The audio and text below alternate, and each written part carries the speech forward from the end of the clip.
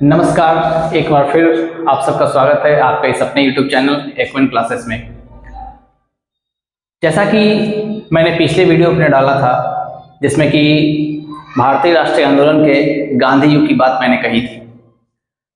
गांधी जी के सिद्धांतों के बारे में, गांधी जी के विचारों के बारे में, राष्ट्रीय आंदोलन में गांधी जी द्वारा किए गए अपनी योगदान के बारे में, उनकी भूमिका के बारे में मैंने एक विस्तृत चर्चा की थी। मैंने बताया था उस समय कि गांधी जी का योगदान कितना फ्रूटफुल रहा है। ये आलोचना का विषय सिर्फ नहीं है, बल्कि उनके योगदान को, उनके किए गए कार्यों को, उनके जो प्रयास थे, भारत के आज़ादी की जो उनकी लड़ाई थी, उसकी सराहना का विषय है। तो आज उसी क्रम में मैं आपके सामने गांधी युग के इस दूसरे चरण को लेकर के आया हूँ। पिछले क्लास में मैंने आपको बताया था कि असहयोग आंदोलन तक गांधी जी का सफ़र कैसा रहा, और उसके बाद 5 फरवरी 1922 ईस्वी को चौरी चौरा कांड हुआ गोरखपुर जिले में, उत्तर प्रदेश के, जहां पर 22 पुलिसकर्मियों को जिंदा जला दिया गया था। उसके बाद गांधी जी उससे नाराज होकर के, चूँकि गांधी जी का कहना था कि ये एक अहिंसक आंदोलन है, इसमें हिंसा का कोई स्थान नहीं है, गांधी जी उससे नाराज होकर के गांधी जी ने आंदोलन को स्थगित कर दिया। लेकिन गांधी जी के इस आंदोलन के स्थगन से कांग्रेस के और जो नेता थे, जवाहरलाल नेहरू, सुभाष चंद्र बोस, CR दास, ये सब प्रसन्न नहीं थे। इन सब ने गांधी जी की आलोचना की थी। उन्होंने कहा था कि गांधी जी, जब आंदोलन अपने पिक पर था, चरम पर था, उस समय गांधी जी ने इस आंदोलन को स्थगित कर दिया था। तो उनका कहना था कि एक छिटपुट घटना से आंदोलन को स्थगित नहीं करना चाहिए था, यह एक गलत फैसला है। हालांकि ये कंसेप्ट का विषय है कि उस समय कैसे हालात रहे होंगे। गांधी जी का अपना विचार था कि उन्होंने आंदोलन को अहिंसक रखा था और उसमें एक हिंसा की घटना घटी, जिसके कारण से गांधी जी ने आंदोलन को स्थगित कर दिया। उसके बाद 13 मार्च 1922 ईस्वी को गांधी जी को गिरफ्तार कर लिया गया, और उस समय हिंसा भड़काने, आंदोलन को हिंसक बनाने के लिए गांधी जी को जिम्मेवार भी ठहराया गया और उनको 6 वर्ष के कारावास की सजा सुनाई गई। हालांकि बाद में स्वास्थ्य संबंधी कारणों से उन्हें 5 फरवरी 1924 को रिहा कर दिया गया। ठीक है, 13 मार्च 1922 को 13 मार्च 1922 को गांधी जी अरेस्ट हुए और 1924 ईस्वी में स्वास्थ्य संबंधी कारणों से उनको रिहा कर दिया गया।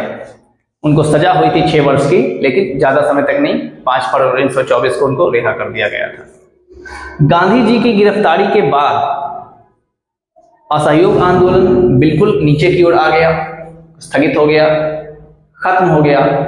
और उसके बाद भारतीय राष्ट्रीय आंदोलन में वो एक समय था जब निराशा का दौर चला।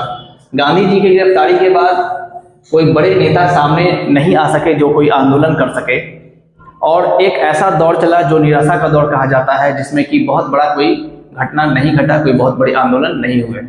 उसी क्रम में कांग्रेस में ही थे मोतीलाल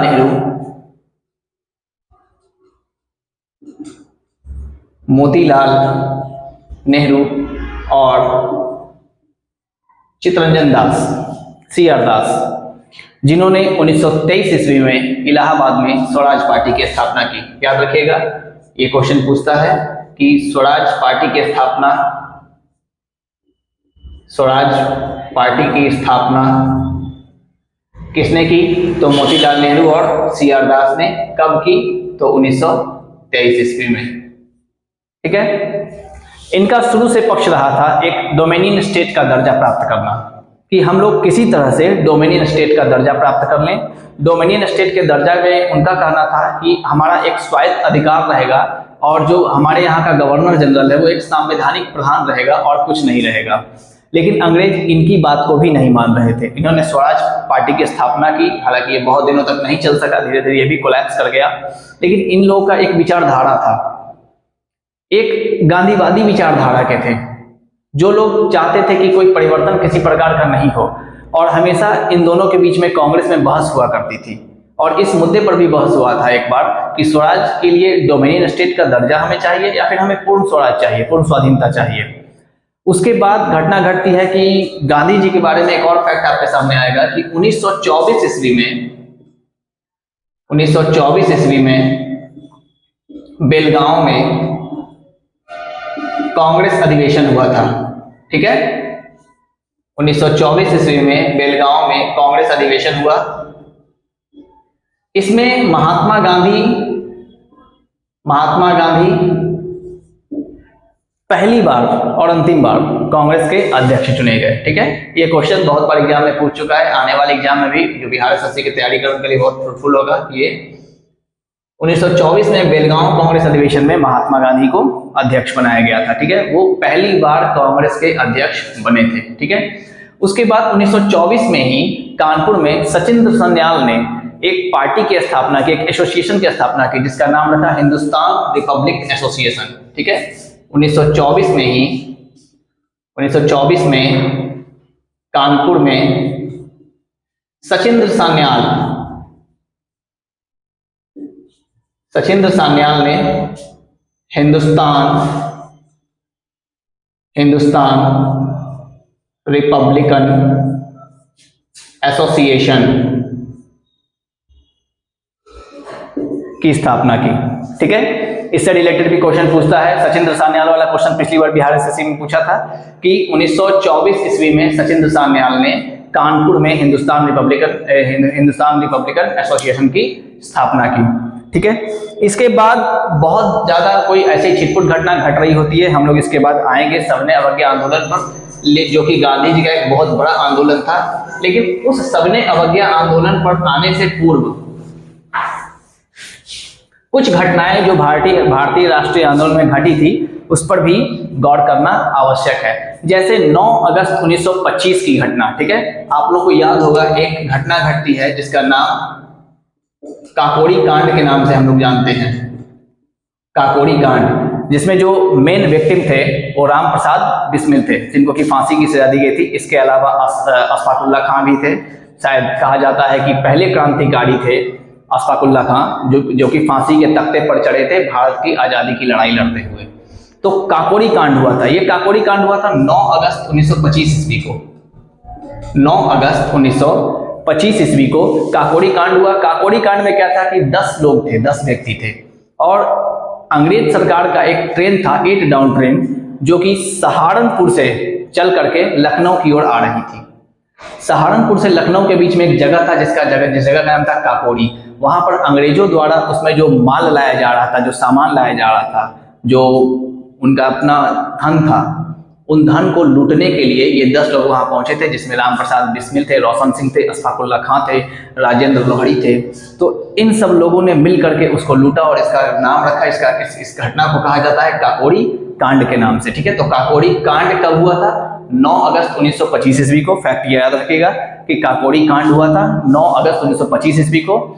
उस समय क्या था कि उत्तर प्रदेश में सहारनपुर से लखनऊ एक गाड़ी आ रही थी, ट्रेन आ रही थी, 8 डाउन ट्रेन, जिसमें अंग्रेजों द्वारा रखा हुआ सामान था। इसको उस दोनों स्टेशन के बीच में काकोरी नाम का एक जगह था जहां पर कि इसको लूटा गया। इसको काकोरी कांड के नाम से जानते हैं। राम प्रसाद बिस्मिल थे, राजेंद्र लाहिड़ी थे, रोशन सिंह से, अशफाकुल्ला खां थे। ठीक है, इन सभी को दिसंबर 1927 ईस्वी में फांसी की सजा सुनाई गई थी। और इसीलिए, और उसमें सचिंद्र सान्याल, जिनकी चर्चा भी हमने की थी पहले, सचिंद्र सान्याल थे, उनको उम्र कैद की सजा हुई थी।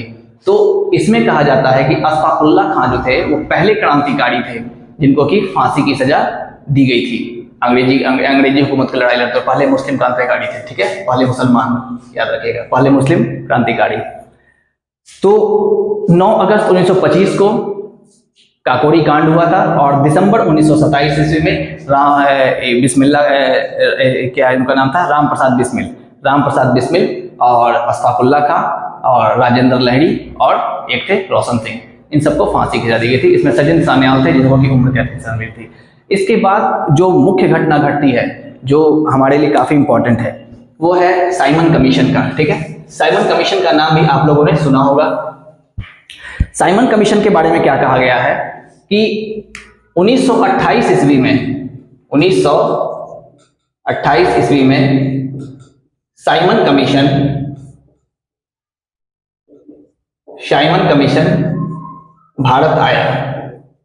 अब ये साइमन कमीशन क्या था, भारत क्यों आया, इसके लिए ये कहा जाता है कि 1919 का भारत शासन अधिनियम जब बनाया गया था तो उस समय कहा गया था कि भारत शासन अधिनियम भारत के शासन व्यवस्था के लिए कितना फ्रूटफुल होगा, कितना कार्य करेगा, इसकी चर्चा हम करेंगे हर 10 वर्ष पर। 10 वर्ष के बाद हम इसका एक इवैल्यूएशन करेंगे, मूल्यांकन करेंगे। तो इसीलिए सर जॉन साइमन की अध्यक्षता में एक कमीशन गठित की गई और जिसका नाम रखा गया साइमन कमीशन। अब इसमें क्या था कि इसका जो गठन करना था वो 10 साल पर करना था साइमन कमीशन का, लेकिन हुआ क्या कि उस समय ब्रिटेन में कंजर्वेटिव पार्टी की सरकार थी और उसके बाद लेबर पार्टी की सरकार आने वाली थी। तो कंजर्वेटिव पार्टी की जो सरकार थी उसने सोचा कि इस साइमन कमीशन का गठन अगर लेबर पार्टी करती है तो भारतीयों के हित में इसमें भारतीयों को शामिल कर करके किया जाएगा। कंजर्वेटिव पार्टी ने इसमें क्या किया कि किसी भी भारतीय को शामिल नहीं किया और इसी कारण से साइमन कमीशन का यहाँ पर घोर विरोध हुआ। साइमन कमीशन का घोर विरोध हुआ। इसको व्हाइट मैन कमीशन भी कहा गया। साइमन कमीशन को क्या कहा गया? व्हाइट मैन कमीशन भी कहा गया। क्यों कहा गया व्हाइट मैन कमीशन? क्योंकि इसमें सभी लोग थे वो अंग्रेज थे, गोरे लोग थे, श्वेत लोग थे, इसीलिए इसको कहा गया व्हाइट मैन कमीशन। इसमें किसी भी भारतीय को शामिल नहीं किया गया था, इसीलिए इसका घोर विरोध हुआ। ठीक है, तो साइमन कमीशन का विरोध क्यों हुआ? क्योंकि इसमें किसी भी भारतीय को शामिल नहीं किया गया था। और साइमन कमीशन को व्हाइट मैन कमीशन क्यों कहा गया? क्योंकि इसमें सिर्फ अंग्रेज लोग थे जो इसका फैसला सुनाने के लिए यहां पर आए थे। अब हुआ कि 30 अक्टूबर 1928 ईस्वी को 30 अक्टूबर 1928 ईस्वी को साइमन कमीशन जो था वो लाहौर पहुंचा। लाहौर पहुंचा जहां पर साइमन गो बैक, याद रखिएगा उस समय नारा लगाया गया था, साइमन गो बैक का नारा लगाया गया। व्हाइट मैन कमीशन कहा गया और साइमन गो बैक का नारा लगाया गया। इसी समय लाहौर में ही एक बहुत बड़ी घटना घटी थी। बहुत बड़े नेता थे लाला लाजपत राय।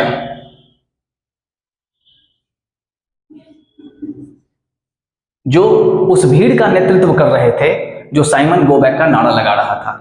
उस समय अंग्रेजों ने लाठीचार्ज किया और उनका लाठी जो था लाला लाजपत राय के सिर पर लगा।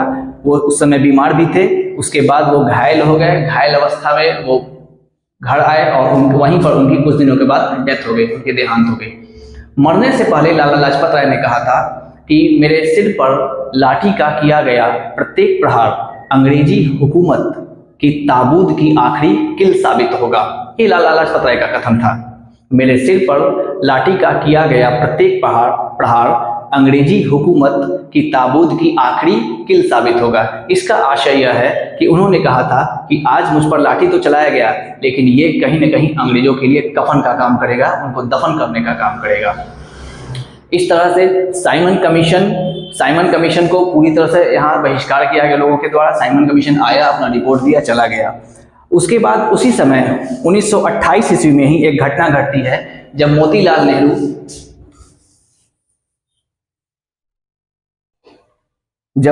नेहरू ने नेहरू रिपोर्ट प्रस्तुत किया। ठीक है, 28 अगस्त 1928 ईस्वी को 28 अगस्त 1928 ईस्वी को नेहरू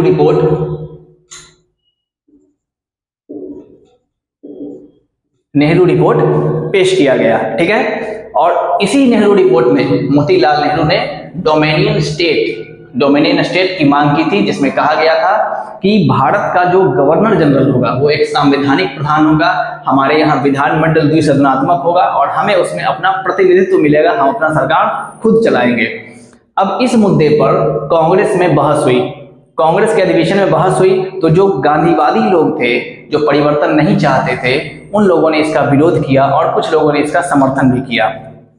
इस मसले को सुलझाने के लिए गांधी जी ने मध्यस्थता की और गांधी जी ने कहा कि हम अंग्रेजी हुकूमत को 1 वर्ष का समय देंगे और उस 1 वर्ष के समय में अगर हमें डोमिनियन स्टेट का दर्जा अंग्रेजी हुकूमत दे देती है तब हम अपनी मांग को मान लेंगे, और अगर नहीं दिया जाता है तो पूर्ण स्वराज से कम कुछ भी स्वीकार नहीं होगा। गांधी जी ने कहा था कि पूर्ण स्वराज से कम कुछ भी स्वीकार नहीं होगा। हालांकि यह बाद में हुआ कि नेहरू रिपोर्ट निरस्त हो गया, क्योंकि अंग्रेजों ने 1 वर्ष तक इस पर कुछ नहीं किया, कोई मांग इसकी नेहरू रिपोर्ट की नहीं मांगी गई, तो इसलिए नेहरू रिपोर्ट को निरस्त करके और भारतीयों ने फिर एक नया आंदोलन छेड़ा जिसमें कहा कि हमें पूर्ण स्वराज से कम और कुछ नहीं चाहिए। ठीक है, उसके बाद 1929 ईस्वी में कांग्रेस में लाहौर अधिवेशन हुआ। इसका बहुत बड़ा महत्व है, याद रखिएगा इस चीज को। 1929 ईस्वी का कांग्रेस का लाहौर अधिवेशन, बहुत फैक्ट, जितने भी चीजों को बता रहे हैं वहां से बहुत फैक्ट कवर कर रहा है। इसका आपको लिंक मिल जाएगा डिस्क्रिप्शन बॉक्स में। और लेकिन यहां पर जो चीजें बताई जा रही है उसको देख करके आप नोट भी कर सकते हैं कि आई थिंक विजुअल होगा, दिख रहा होगा अच्छी तरह से कि 1900 जितने भी फैक्ट बताए उन फैक्ट में ये भी एक फैक्ट बहुत इंपॉर्टेंट है कि 1929 ईस्वी का कांग्रेस का लाहौर अधिवेशन। अब 1929 ईस्वी के कांग्रेस के लाहौर अधिवेशन का क्या महत्व था? इस अधिवेशन के जो अध्यक्ष थे वो थे जवाहरलाल नेहरू। ठीक है, कहां से क्वेश्चन पूछ सकता है, ध्यान दीजिएगा। 1929 में कांग्रेस का अधिवेशन लाहौर में हुआ। लाहौर अधिवेशन कब हुआ? 1929 ईस्वी में। इसमें जो अध्यक्ष थे वो कौन थे? जवाहरलाल नेहरू। और इसी समय पूर्ण स्वराज, इसी अधिवेशन में पूर्ण स्वराज का लक्ष्य घोषित किया गया कि हमें पूर्ण स्वराज से कम कुछ भी नहीं चाहिए। इसी समय 31 दिसंबर 1929 ईस्वी को रात 12 बजे, ठीक है, यहां से भी क्वेश्चन पूछेगा। 31 दिसंबर 1929 ईस्वी को रात 12 बजे जवाहरलाल नेहरू ने रावी नदी के तट पर तिरंगा फहराया था। ठीक है, यहां से क्वेश्चन पूछता है 31 दिसंबर 1929 ईस्वी को रात 12 बजे जवाहरलाल नेहरू ने रावी नदी के तट पर, रावी नदी के तट पर तिरंगा फहराया। ठीक है, 1929 का कांग्रेस का लाहौर अधिवेशन था जिसके अध्यक्ष थे जवाहरलाल नेहरू, और इन्होंने 31 दिसंबर 1929 को रात 12 बजे जवाहरलाल नेहरू ने रावी नदी के तट पर तिरंगा फहराया। और इसी दिन यह घोषणा की गई कि 26 जनवरी 1930 ईस्वी से प्रथम स्वाधीनता दिवस हम लोग मनाएंगे। ठीक है, 26 जनवरी 1930 ईस्वी से प्रथम स्वाधीनता दिवस मनाने की बात कही गई। ठीक है, यही हमारे इतिहास में 26 जनवरी का महत्व है। हम लोग सुनते होंगे कि नवंबर 1949 में भारतीय संविधान बनकर के तैयार हो गया था और 26 जनवरी 1950 को लागू किया गया। तो 26 जनवरी का हमारे इतिहास में एक महत्व था। वो महत्व ये था कि 1929 के कांग्रेस के लाहौर अधिवेशन में, जिसके अध्यक्ष जवाहरलाल नेहरू थे, उन्होंने पहली बार पूर्ण स्वराज की मांग की थी कि हमें पूर्ण स्वराज से कम कुछ भी नहीं चाहिए। और उसी अधिवेशन के बाद 31 दिसंबर 1929 को रात 12 बजे जवाहरलाल नेहरू ने रावी नदी के तट पर पहली बार तिरंगा फहराया था। और उसके बाद उसी समय 26 जनवरी 1930 ईस्वी से प्रथम स्वाधीनता दिवस मनाने की बात कही गई थी पहली बार। यही हमारे राष्ट्रीय आंदोलन में 26 जनवरी का महत्व है, इसीलिए संविधान भी हमारा 26 जनवरी को ही लागू हुआ था। ठीक है, अब इसके बाद हम आते हैं गांधी जी के उस अगले आंदोलन पर जिसकी चर्चा हम लोग कर रहे थे पहले से, कि असहयोग आंदोलन के बाद गांधी जी का एक बड़ा आंदोलन हुआ जिसको कहा गया सविनय अवज्ञा आंदोलन। ठीक है,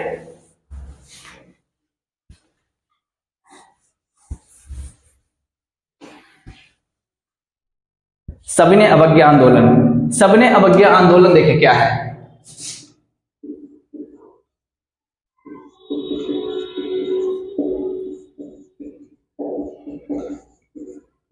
नाम से ही स्पष्ट है, सविनय अवज्ञा आंदोलन। सविनय अवज्ञा आंदोलन मतलब विनम्रता के साथ हम आपकी बात को नहीं मानेंगे। आपने जो जो कानून लाए हैं, आपने जो कर थोप रखा है भारतीयों पर, उसे हम नहीं मानेंगे, उसकी हम अवज्ञा करते हैं। मतलब आज्ञा को नहीं मानना, बिल्कुल विनम्रता के साथ। ये भी एक अहिंसात्मक आंदोलन था, इसमें कहीं भी हिंसा की बात नहीं कही गई थी। क्योंकि गांधी जी शुरू से अहिंसा के ऊपर ही उनका रास्ता चला था, ट्रुथ और नॉन वायलेंस। हम पहले भी चर्चा कर चुके हैं कि उनके दो मेन वेपन थे, जिन्होंने कहा था अपने ऑटोबायोग्राफी में, माई एक्सपेरिमेंट विद ट्रूथ, उनका एक ऑटोबायोग्राफी है, उसमें उन्होंने कहा था कि truth and non violence are my main weapon. तो उनका जो मुख्य हथियार था वो था सत्य और अहिंसा, और उन्होंने इसी सत्य और अहिंसा पर सारे आंदोलन को चलाया था। सविनय अवज्ञा आंदोलन भी उसी अहिंसा पर आधारित था। सबसे पहले वो क्या किए इसमें कि 12 मार्च 1930 ईस्वी को, इससे पूर्व उन्होंने लॉर्ड इरविन को एक पत्र लिखा था, और लॉर्ड इरविन को पत्र लिखा था, उसमें उन्होंने 11 मांगे रखी थी अपनी, लेकिन लॉर्ड इरविन ने उस मांग को नहीं माना, जिसमें पूर्ण स्वराज की मांग को भी रखा गया था, जिसमें मद्य निषेध की बात को रखा गया था, कर को नहीं लगाने की बात को रखा गया था, नमक पर कानून लगाया गया था। नमक कानून जो आया था, नमक कानून पर जो नमक पर कर लग रहा था, उस कर को हटाने की बात कही गई थी। सरकारी स्कूल अस्पतालों के आसपास जो शराब की दुकानें थी उनको बंद करने की बात की गई थी। अहिंसात्मक रूप से धरना देने की इजाजत की बात की गई थी। इन सारी मांगों को लॉर्ड इरविन ने अस्वीकार कर दिया, नहीं मांगा। तब महात्मा गांधी ने 12 मार्च 1930 ईस्वी को इस आंदोलन की शुरुआत करी। कहां से? जब वो अपने 78 अनुयायियों के साथ साबरमती आश्रम से चल करके दांडी पहुंचे थे, ठीक है, जिसको हम लोग दांडी मार्च के नाम से जानते हैं। इसकी शुरुआत हुई थी 12 मार्च 1930 ईस्वी को। 78 अनुयायी, याद रखिएगा, उनके 78 सहयोगी थे। कहीं कहीं आपको 79 भी मिल जाएगा, लेकिन शायद 78 फैक्ट सही है। अपने 78 अनुयायियों के साथ वो चल करके गए, पैदल चल करके। 24 दिनों की उन्होंने लंबी यात्रा की, और 24 दिन की लंबी यात्रा करने के बाद 6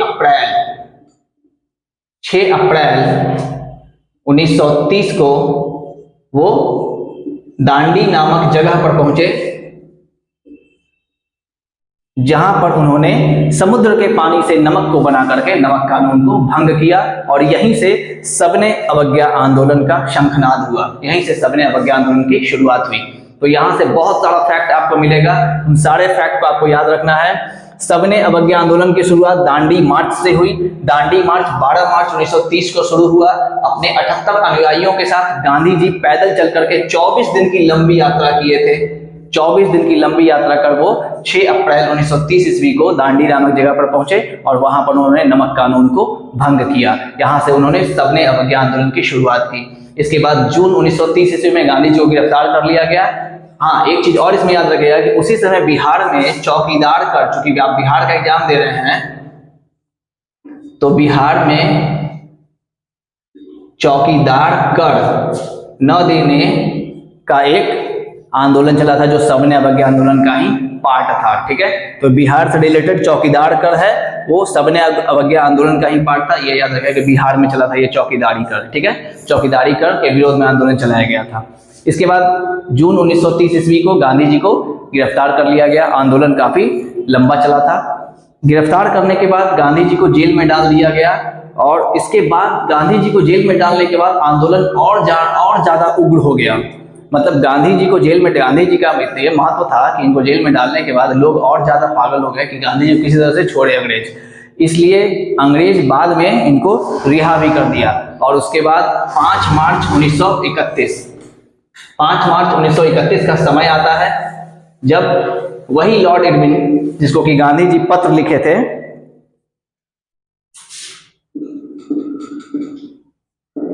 गांधी इरविन समझौता हुआ, ठीक है, 5 मार्च 1931 को, ठीक है, गांधी इरविन समझौता हुआ, जिसमें गांधी जी ने इरविन की बात को माना, इरविन ने गांधी जी की बात को माना, और उसके बाद आंदोलन को स्थगित कर दिया गया। आंदोलन स्थगित हो गया, सविनय अवज्ञा आंदोलन। लेकिन आंदोलन स्थगित करने का आशय यह था कि उस समय साइमल्टेनियसली 1930, 1931 और 1932 में 3 गोलमेज सम्मेलन हुए थे, ठीक है। राउंड टेबल कॉन्फ्रेंस इसको कहा जाता है। 3 गोलमेज सम्मेलन, पहला हुआ था 1930 में, दूसरा हुआ 1931 में, और तीसरा हुआ 1932 में। अब देखिए, गोलमेज सम्मेलन से संबंधित फैक्ट क्या परीक्षा पूछता है। भारत के तरफ से डॉक्टर भीमराव अंबेडकर तीनों गोलमेज सम्मेलन में हिस्सा लेने वाले एकमात्र भारतीय थे। ठीक है, अंबेडकर ने तीनों गोलमेज सम्मेलन में हिस्सा लिया था, प्रथम, द्वितीय और तृतीय। गांधी जी सिर्फ दूसरे गोलमेज सम्मेलन में 1931 वाले में, जब लॉर्ड इरविन ने उनके साथ समझौता किया तो गांधी इरविन पैक्ट के बाद वे गोलमेज सम्मेलन में हिस्सा लिए थे। ठीक है, क्योंकि उस समय ये समझौता हो गया था कि गांधी जी की बातों को इरविन मान लिया और इरविन की बातों को गांधी जी मान लिया। लेकिन गांधी जी जब दूसरे गोलमेज सम्मेलन में हिस्सा लेने के लिए गए वहां पर, तो वहां पर उस समय ब्रिटेन के जो प्रधानमंत्री थे उनका नाम था रैमजे मैकडोनाल्ड। Ramsay McDonald. ठीक है, इस पर भी क्वेश्चन आएगा। मैं उसी पॉइंट्स को आपके सामने लेकर के आया हूं जहां से आपको सीधा क्वेश्चन परीक्षा में पूछता है। जब गांधी जी लॉर्ड इरविन के साथ समझौता कर लिए, गांधी इरविन पैक्ट हो गया, तो गांधी इरविन पैक्ट के बाद 1931 में दूसरे गोलमेज सम्मेलन में जब गांधी जी भाग लेने के लिए लंदन पहुंचे, तो वहां पर गोलमेज सम्मेलन में रैमजे मैकडोनाल्ड के द्वारा सांप्रदायिक पंचायत लाया गया। ठीक है, सांप्रदायिक पंचायत, इसको कम्युनल अवार्ड भी कहा जाता है। Communal award, communal award. अब देखिए कम्युनल अवार्ड क्या था, ये पूछेगा आपसे कि कम्युनल अवार्ड लाने वाला ब्रिटिश प्रधानमंत्री कौन था। आंसर होगा रैमजे मैकडोनाल्ड। ठीक है, कब आया था, तो दूसरे गोलमेज सम्मेलन में। कम्युनल अवार्ड सांप्रदायिक पंचायत ये था कि जिस प्रकार से मुसलमानों को पृथक निर्वाचन प्रणाली, मुसलमानों के लिए पृथक निर्वाचन प्रणाली की व्यवस्था की गई थी, अलग से चुनाव प्रणाली की व्यवस्था की गई थी, उसी प्रकार से दलितों के लिए भी कम्युनल अवार्ड ला करके पृथक निर्वाचन प्रणाली की व्यवस्था की जा रही थी। अंबेडकर इसके समर्थन में थे, लेकिन गांधी जी इसके विरोध में थे। गांधी जी ने तुरंत इसका विरोध किया। दूसरा वाला जो गोलमेज सम्मेलन था वो खत्म हुआ और आकर के गांधी जी पुनः अपने सबने अवज्ञा आंदोलन को शुरुआत कर दिए। हालांकि अंतिम रूप से यह 7 अप्रैल 1934 को खत्म हो गया था। ठीक है, यह भी याद रखिएगा कि 7 अप्रैल 1934 को यह अंतिम रूप से खत्म हो गया था। देखिए बहुत सारे फैक्ट आपके पास आ रहे हैं, फैक्ट को नोट कीजिएगा, फैक्ट को पकड़िए कहां पर क्या आ रहा है। सबने अवज्ञा आंदोलन की शुरुआत हुई थी दांडी मार्च से। ठीक है, और खत्म हुआ था 7 अप्रैल 1934 को। ये दोनों चीज याद रखें। 12 मार्च 1930 से 7 अप्रैल 1934 ईस्वी को। 6 अप्रैल 1930 को पहुंचे थे गांधी जी दांडी के पास, वहां से इस आंदोलन की शुरुआत होती है। 7 अप्रैल 1934 बीच में एक बार स्थगित हुआ था। गांधी इरविन पैक्ट हुआ, गांधी इरविन समझौता हुआ। समझौते में बात दोनों बोले कि शर्त मान लेते हैं, लेकिन शर्त को नहीं माना गया। रैमजे मैकडोनाल्ड द्वारा फिर से सांप्रदायिक पंचायत ला करके इस सम्मेलन को और ज्यादा विभक्त बना दिया गया, और तब जाकर के गांधी जी ने फिर से इस आंदोलन की शुरुआत कर दी, सबने अवज्ञा आंदोलन की। और उसके बाद गांधी जी आमरण अनशन पर बैठ गए। गांधी जी का कहना था कि जब तक सांप्रदायिक पंचायत को खत्म नहीं किया जाएगा, कम्युनल अवार्ड को खत्म नहीं किया जाएगा, वो दलितों के हित के लिए कहते थे कि पृथक निर्वाचन प्रणाली की व्यवस्था नहीं होनी चाहिए। उन्होंने कहा कि जब तक इसे खत्म नहीं किया जाएगा तब तक मैं अनशन पर बैठा रहूंगा। रैमजे मैकडोनाल्ड ने सांप्रदायिक पंचायत जारी किया था और इसको दलितों पर भी लागू कर दिया था। ये मुसलमान के साथ साथ दलित पर भी लागू कर दिया था, इसलिए उन्होंने अनशन शुरू कर दिया। लेकिन 5 दिन के बाद, उनके अनशन के 5 दिन के बाद 26 सितंबर 1932 ईस्वी को, 26 सितंबर 1932 ईस्वी को गांधी और अंबेडकर के बीच में, गांधी और अंबेडकर, ये भी बहुत इंपॉर्टेंट फैक्ट है, अंबेडकर के बीच में एक समझौता हुआ जिसको हम लोग पूना पैक्ट या पूना समझौता के नाम से जानते हैं। ठीक है, पूना पैक्ट कब हुआ था? 26 सितंबर 1932 ईस्वी को। किसके बीच हुआ था? गांधी और अंबेडकर के बीच। किस मामले पर हुआ था? तो यही था सांप्रदायिक पंचायत कम्युनल अवार्ड। गांधी और अंबेडकर के बीच जब ये समझौता हुआ पूना पैक्ट में, और अंबेडकर इस बात को मान गए कि दलितों के लिए पृथक निर्वाचन प्रणाली की व्यवस्था नहीं की जाएगी, लेकिन दलितों को रिजर्वेशन, आरक्षण दिया जाएगा, तब जाकर के गांधी जी ने अपना अनशन तोड़ा और उन्होंने आगे चल करके फिर सबने अवज्ञा आंदोलन को भी 17 अप्रैल 1934 को निरस्त कर दिया, खत्म कर दिया। सबने अवज्ञा आंदोलन में सिर्फ नमक कानून को ही नहीं भंग किया गया था, बल्कि विदेशी कपड़ों का बहिष्कार किया गया। इस आंदोलन में भी असहयोग आंदोलन की भांति हर वर्ग के लोग, महिला हो, पुरुष हो, युवा हो, बच्चा हो, बूढ़ा हो, नौकरी पेशा हो, व्यवसायी हो, हर वर्ग के लोग ने हिस्सा लिया। गांधी जी के आह्वान पर देश के विभिन्न हिस्सों में अलग अलग तरह के कर पर टैक्स जो अंग्रेज लगा रहे थे उसका विरोध किया गया। उसी क्रम में हमारे यहाँ बिहार में चौकीदारी कर पर जो टैक्स लग रहा था, चौकीदारी पर चौकीदारी कर, उसका विरोध किया गया। और इसी क्रम में सविनय अवज्ञा आंदोलन आगे बढ़ता गया और पूरा देशव्यापी आंदोलन हो गया, एज लाइक असहयोग आंदोलन। तो इस आंदोलन का प्रभाव भी काफी बड़ा रहा। अंग्रेज इस आंदोलन के बाद हिल गए कि इतना बड़ा आंदोलन कैसे हो सकता है। हालांकि यह आंदोलन फिर बाद में निरस्त हो गया। अगले कड़ी में जब हम आएंगे इसका तीसरा चरण लेकर के, ये गांधी युग का दूसरा चरण था। अभी तक मैंने आपको बताया गांधी युग के प्रथम चरण से, जब गांधी जी अफ्रीका से 1915 में भारत आए थे, तो उसके बाद उन्होंने सत्याग्रह किया, चंपारण में असहयोग आंदोलन किया। चौरी चौरा कांड के बाद असहयोग आंदोलन बंद हुआ, स्वराज पार्टी की स्थापना हुई, साइमन कमीशन आया, साइमन गोवा का नारे लगाए गए, लाला लाजपत राय की डेथ भी उसी समय हुई। उसके बाद लाहौर में कांग्रेस का अधिवेशन हुआ जहां पर पूर्ण स्वराज की बात कही गई। उसके बाद 1930 ईस्वी में दांडी मार्च के द्वारा नमक कानून को भंग करके सविनय अवज्ञा आंदोलन की शुरुआत की गई। उसके बाद सांप्रदायिक पंचायत लाया गया, गांधी इरविन समझौता हुआ, गांधी इरविन समझौता सफल रहा, तब जाकर के गांधी जी दूसरे गोलमेज सम्मेलन में हिस्सा लिए। लेकिन सांप्रदायिक पंचायत आने के बाद गांधी जी ने फिर से सविनय अवज्ञा आंदोलन की शुरुआत कर दी। गांधी जी का अंबेडकर के साथ समझौता हुआ जिसे पूना पैक्ट के नाम से जाना जाता है, और इसके बाद सांप्रदायिक पंचायत निरस्त हुआ। दलितों के लिए पृथक निर्वाचन प्रणाली की व्यवस्था को समाप्त करके आरक्षण की व्यवस्था की गई। तब जाकर के उसके बाद गांधी जी ने अंततः सविनय अवज्ञा आंदोलन को निरस्त किया। इस तरह से दो चरण में गांधी जी का दो बड़ा बड़ा आंदोलन हम लोग देख चुके हैं, पहला असहयोग आंदोलन और दूसरा सविनय अवज्ञा आंदोलन। तीसरे चरण में इसके बाद हम भारत छोड़ो आंदोलन के साथ आएंगे और भारत की आजादी तक के इतिहास को देखेंगे। तब तक के लिए मैं यह कोशिश कर रहा हूं कि आपके सामने उन सारे फैक्ट को लाया जाए जो आपको आपके परीक्षा में डायरेक्ट पूछे जाते हैं। ये बहुत ही इंपॉर्टेंट फैक्ट है। 1917, 1915 के इतिहास से लेकर के 1947 तक का जो आधुनिक भारत का इतिहास है, यहाँ से बहुत सारे क्वेश्चन सीधे परीक्षा में पूछे जाते हैं, खास करके बिहार एसएससी के एग्जाम में। तो मैं उम्मीद करता हूँ कि आपको ये वीडियो काफी पसंद आया होगा। अगर आप हमारे चैनल पर नए हैं तो हमारे चैनल को सब्सक्राइब कीजिए, अपने दोस्तों के साथ शेयर कीजिए, ताकि ये इन्फॉर्मेशन, ये जानकारी, ये जो मेहनत करके कोशिश करके हम आपके पास ला रहे हैं फैक्ट्स को, वो और लोगों के पास भी पहुंचे। ये वीडियो को सुनते ही रहने से आपको अधिकांश फैक्ट याद हो जाएंगे, और मैं उम्मीद करता हूं कि आपको वीडियो काफी पसंद आया होगा। वीडियो को लाइक कीजिए। धन्यवाद। हम अगले क्लास में फिर मिलेंगे गांधी युग के तीसरे चरण के साथ। Thank you.